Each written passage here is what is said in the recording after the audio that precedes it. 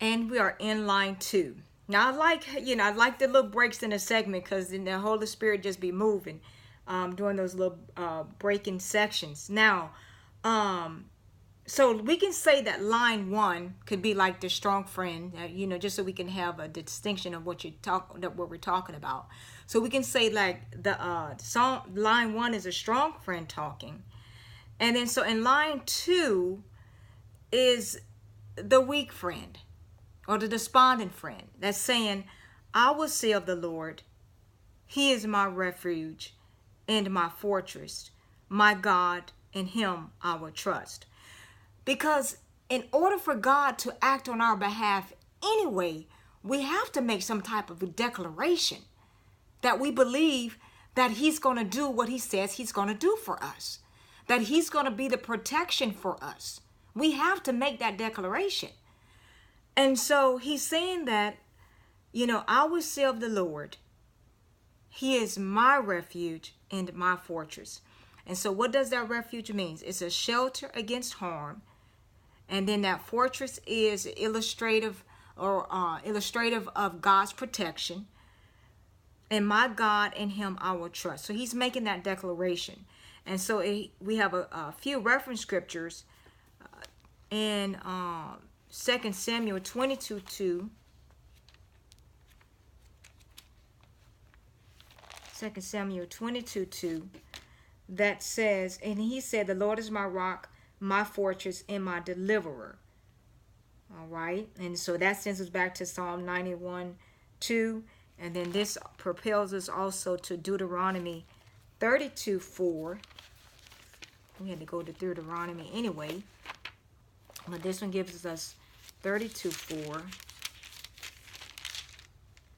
That says, He is a rock. His work is perfect, for all His ways are justice, a God of truth, and without injustice, righteous and upright is He. All right. And then so that sends us to Job 34:10. So that sends us to Job 34:10. We can't go through Psalms like this, without going to Job. Job 34:10. That says, therefore listen to me, you men of understanding. Far be it from God to do wickedness, and from the Almighty to commit iniquity. He can't do that. He can deliver us from that, but He's not going to commit any of that. And now Psalm 91 sends us to Deuteronomy 33:27. 33:27 that says, the eternal God is your refuge, and underneath are their everlasting arms. He would thrust out the enemy from before you and will say, destroy. And that sends us to Deuteronomy 9:3-5. 9:3-5 that says, therefore understand today that the Lord your God is He who goes over before you as a consuming fire.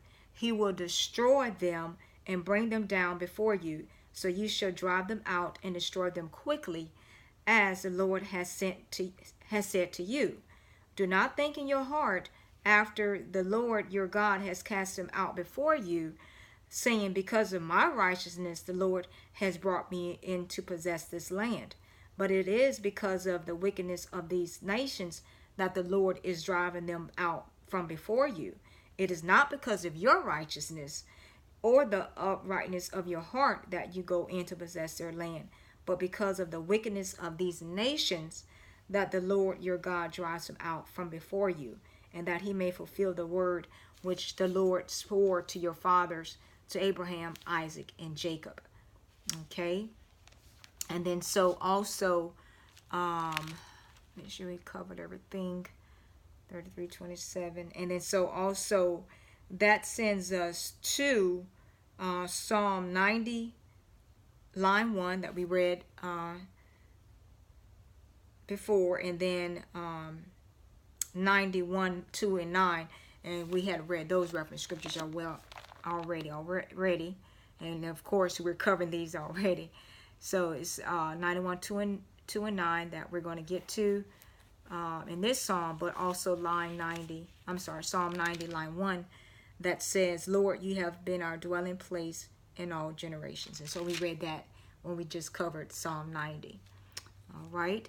And now, so anyway, it also sends us, Psalm 91 line 2 sends us to Psalm 142:5 as a reference scripture.